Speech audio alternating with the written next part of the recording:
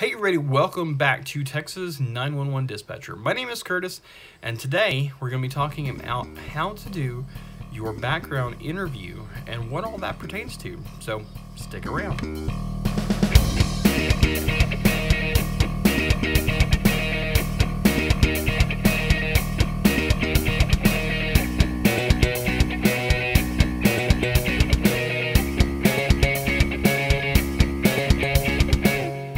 Welcome back to Texas 911 Dispatcher. That's me.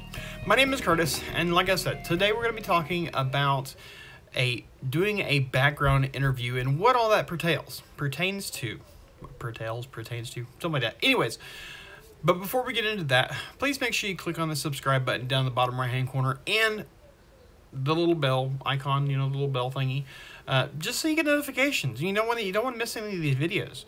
I have a lot of videos that are coming out and a lot of really neat stuff. So make sure that you click on that bell icon so you don't miss any of them. All right, so let's talk about the background interview. So after you fill out the background packet, like we talked about in the last video, and if you haven't seen that, I'll try to leave a little link up here in the top right hand corner. After you fill that out, basically what they're going to do is they're going to come back, they're going to go back to their office, they're going to read that thing front to back. They're going to read all about your references, they're going to read all about your work history, they're going to read all about your home history, where you've lived. They're going to read about your financial stuff, they're going to read about any tickets you might have or any laws that you might have broken or anything like that. They're going to go through it with a fine-tooth comb, and then they're going to do it all over again. They're going to call all your references. They're going to call all your previous employers. They're going to call any agencies that you worked for in the past, if you have. They're going to call your landlords. They're going to call your family. They're going to call anybody on that paper that you put a phone number for, and they're going to get a reference for you. They're going to see what your work history is about. They're going to see how your home life is and all that stuff. And then after that, they're going to write down a whole bunch of questions that they have if there's any questions that come up during this background check. And then that's what the background interview is for. They're going to call you and either set up a time to meet in person, or you come into the office, or meet somewhere else, or maybe even do it over like a Zoom call or something like that. And they're going to ask you these questions, and you're going to have to explain them. Any questions that they have, you're going to have to explain them to the ability that you can, and to make them feel better about these questions that they had. So when I did mine, we met at like a McDonald's or something like that, and he went through any questions that he had. I had to explain about one job that I had where I was terminated from and what went on with that. I had to explain a couple other things, I think. And then, if you'll also remember, in that background packet, there's also a place to list all your social media accounts. And you have to list them all, because trust me, they will find them if you don't. Any Facebook, Instagram, Twitter, TikTok, LinkedIn, Snapchat, anything like that, you need to list on that background packet. And they're going to go through it. They're going to look at it. You're going to have to log in to your accounts, and they're going to look at what you post. That way they don't miss anything, because a lot of people have them private, right? So they can't do it otherwise.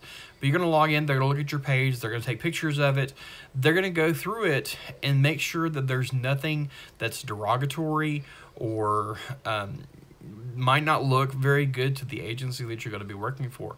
Because like I said in the last video, as a city employee, government employee, you are a reflection of that agency, whether you're on duty or not.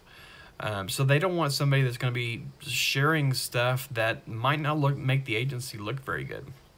So they're going to do all that stuff, and you have to explain anything that's there.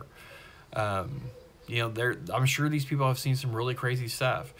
When I was actually doing my background packet, I was actually a foster parent as well, and so not only did I have to keep everything mild on there for my new job, but I had to keep it mild for my fostering too.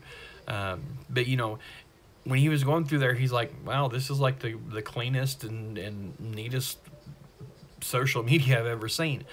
But you have to do that. you know, when you're in the public's eye, if anything ever happens and you have something on your social media that you share that might make you look bad or make your agency look bad, that's going to come out, and you don't want that. You don't want the reason to have a question or you know, something happen to a case that your agency is working on because of you. And it has happened.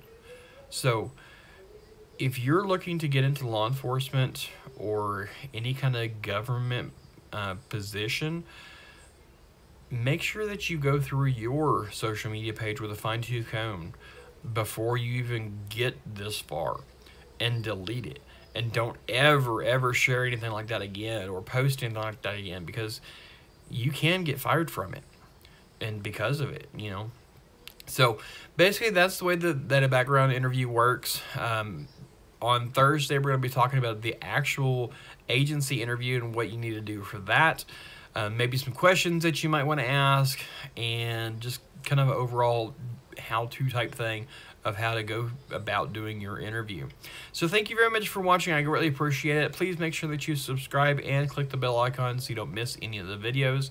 If you are a training officer at an agency, please feel free to use my videos anytime you want, any training that you want, or anything like that. It's open to anybody to use. The only thing that I ask is that you give me credit for the video. That's it. So please use them. Like I have on Tuesdays, Wednesdays, and Fridays, I have training videos that come out on copying license plates, on copying driver's license, mock calls. I'm going to have traffic stops here in a couple months or so.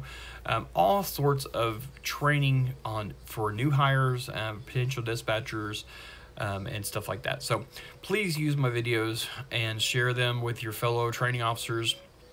And thank you very much for watching. I greatly appreciate it. Again, make sure you subscribe. Follow me over on TikTok as well. I do some behind-the-scenes stuff and maybe some other stuff outside of 911 dispatching that you may like. So follow me over there. You can find me at Texas 911 Dispatcher over there as well. And yeah, so that's it. Thank you very much for watching, and until next time, stay safe out there.